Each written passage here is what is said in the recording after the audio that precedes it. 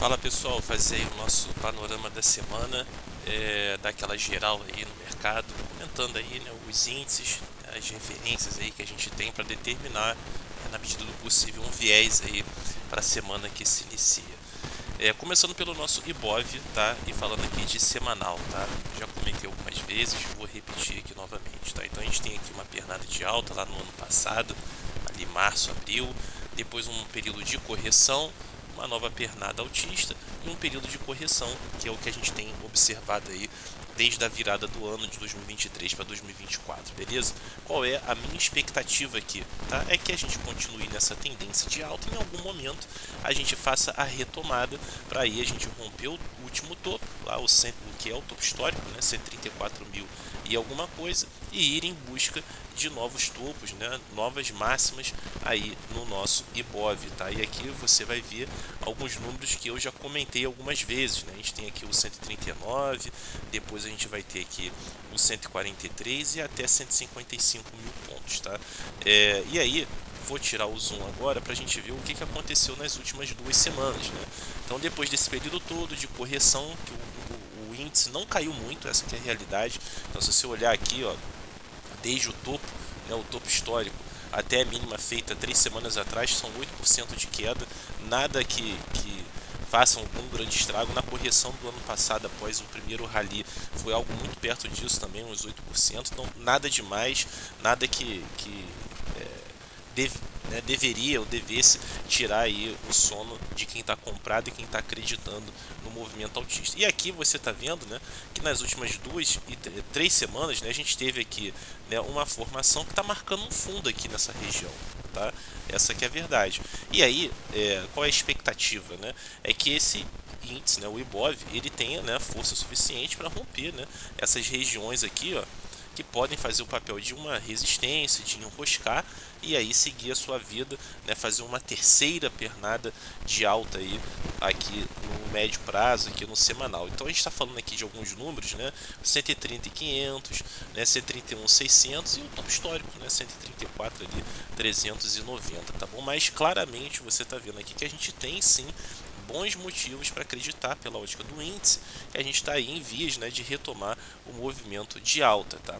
Quando a gente vem aqui no gráfico diário, a gente percebe, né, que a gente vai ter sim uma região aqui nos 130 mil pontos, tá?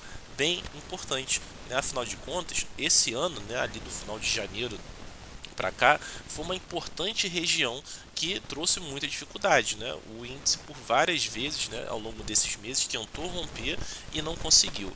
E aí, né, no final agora aí de abril, né, conseguiu fazer o inverso, né, perdeu aqui o que vinha servindo de suporte, mas a gente já sabe que acabou não indo muito longe, né, parou exatamente onde realmente era possível, né, eu comentei várias e várias vezes sobre isso, tá, e aí vai dando essa sinalização que a gente está vendo aí na última 1 semana e meia, tá. Qual é a minha expectativa aqui para a próxima semana?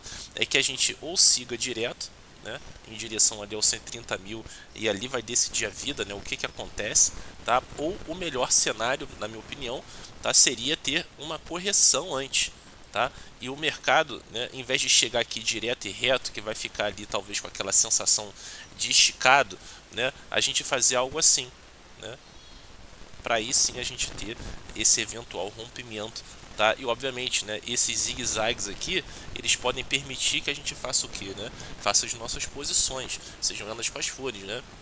Falando aqui do índice, né, você tem o BOVA11, por exemplo, né, você comprar BOVA11, fazer uma trava de alta com BOVA11, comprar call a seco de BOVA11, etc. Né, a forma que você vai, né, eventualmente se expor a esse possível movimento, cada um vai ter a sua estratégia, tá? Mas aqui, obviamente, a gente está falando do índice, é uma referência. Então eu vou com viés altista aí para essa semana, tá? Mas eu sei que essa região aqui, ó, dos 130 mil, 130 e 500, promete ser uma região bem aí importante que pode sim enroscar, mas por enquanto o que temos é evidências favoráveis à alta, e aí a gente vai tentar, se houver oportunidade, se beneficiar desse possível movimento aí nessa próxima semana e semanas seguintes, beleza?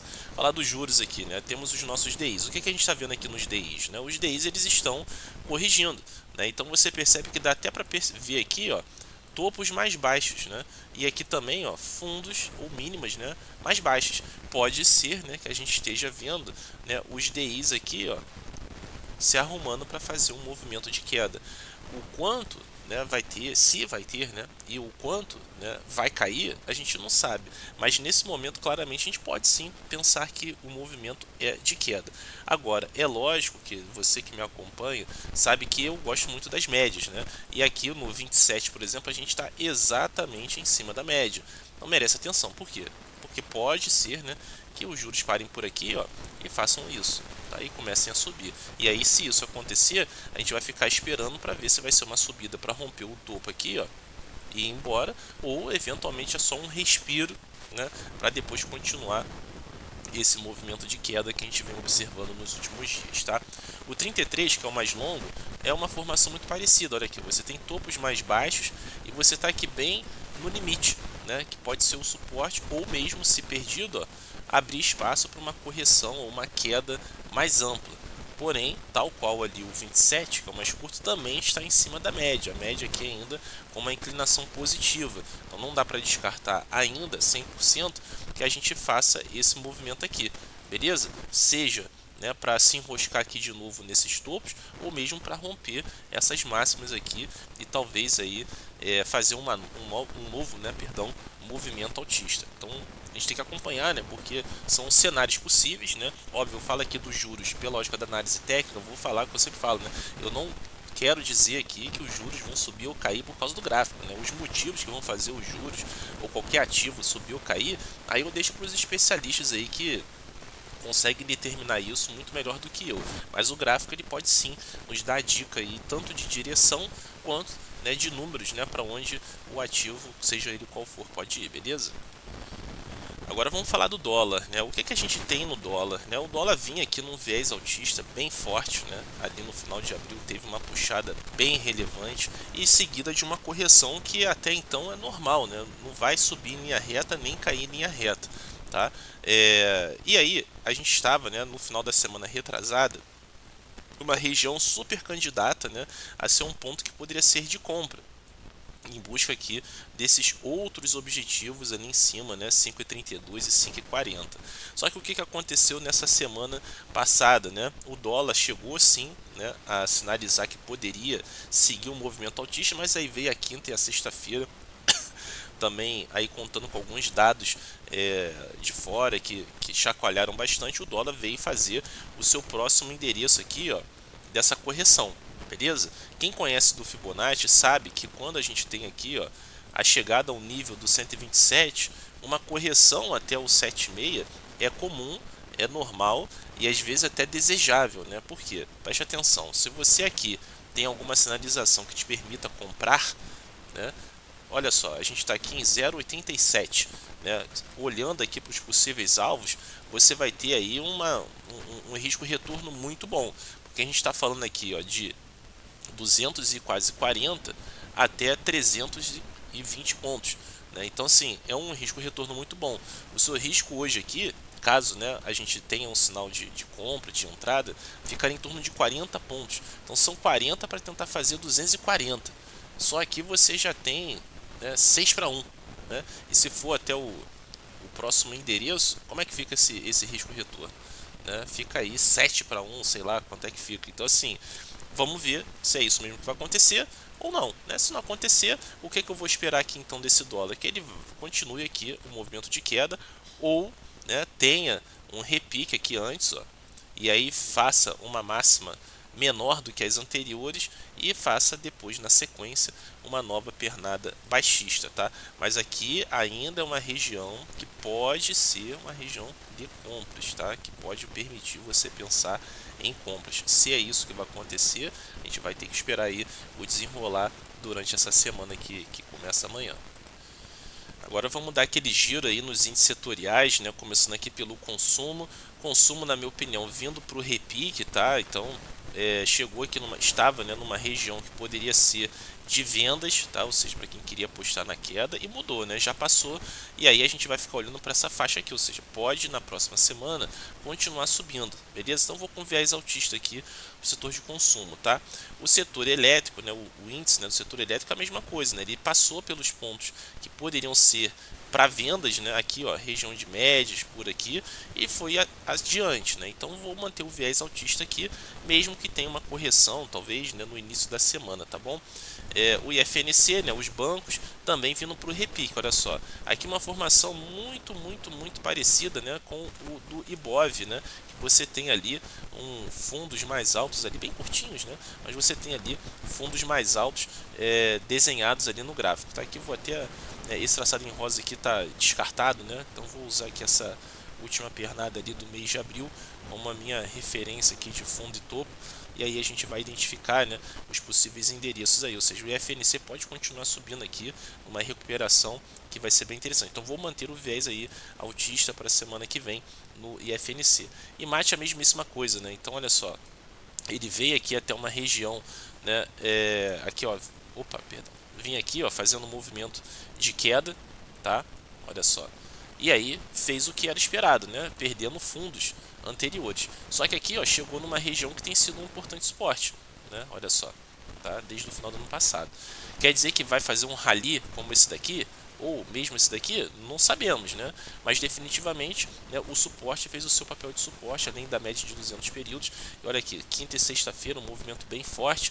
Atenção aqui na média, né? Mas se vencido, a gente no mínimo para voltar aqui nesses topos, tá? Então vou manter o viés altista, mesmo que faça algo assim antes, né? Ou seja, a semana tem 5 pregões, né? Pode ser que comece a semana fazendo algo assim e depois termine a semana fazendo algo assim, né? Então é plenamente possível, viável, né? Vamos ver se é isso mesmo que acontece aí nessa semana que vem, tá?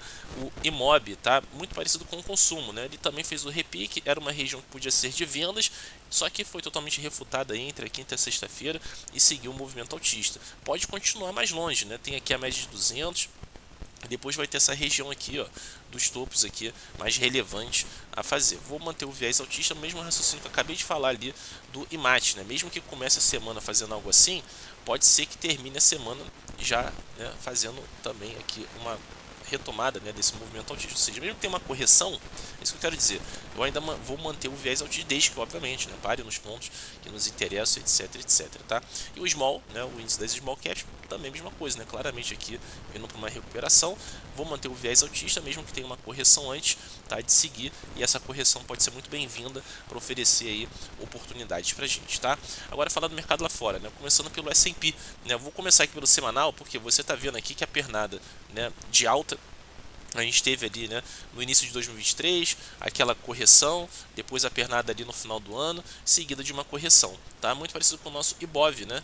Olha lá o nosso Ibov, que é basicamente a mesmíssima coisa. E aqui, né, você está num ponto que pode ser um ponto de quê, né? De compra, né? Para fazer isso daqui, ou seja, a retomada do movimento altista. Então você percebe que nas últimas 3 semanas, né, trabalhou aqui essa região dos 5.000 pontos, etc, que é a média de 20 períodos também, tá? Então não dá para descartar aqui sob nenhuma hipótese a retomada do movimento altista.